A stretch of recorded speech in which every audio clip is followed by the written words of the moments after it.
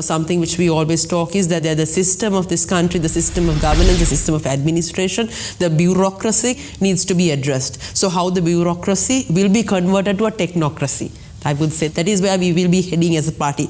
Also, in terms of legislation, I think considerably, since 2015, we've brought in many legislations like the RTI Act, the independent commissions, then the 19th Amendment, likewise, the legislation, how to further strengthen the legislation, because the legislation has to be watertight, the employment policies for us to attract investment. So we will further focus on strengthening the legislation. Also, protecting Sri Lanka as a nation. Something I would say is, now we have suffered the war, 30-year-old war. Then we have suffered this terrorist attack. So I think we as a nation needs healing. We as a nation needs leaders who can heal the people, who can bring in that empathy to the people. So as a party, we will focus on building, ideally, this is my personal thought, and I hope the party shares the same thought as well, how to build this Sri Lankan identity. If we are born in this country, we are Sri Lankans. We need to feel that presence. So the whole concept of we are one nation, Deshiyatva,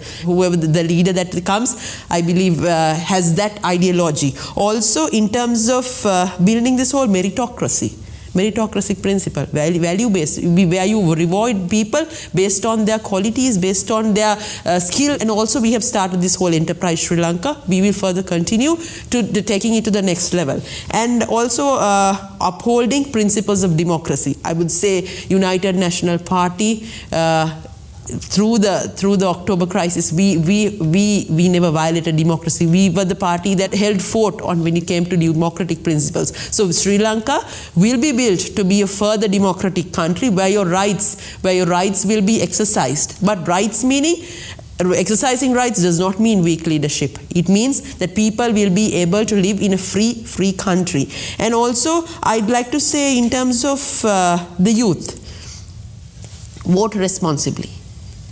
Don't vote based on benefits. Don't vote based on emotions. Because you are the next generation and you need to make sound judgment. Your vote should be based on the decisions. Your vote should be based on policy. Not on emotion, not on benefits, and not on false promises, not on fake news, not on what is projected on social media, not on quick election stints, but the overall objective of the country. Based on democracy, where democracy, development through democracy. I would say not development through dictatorialship.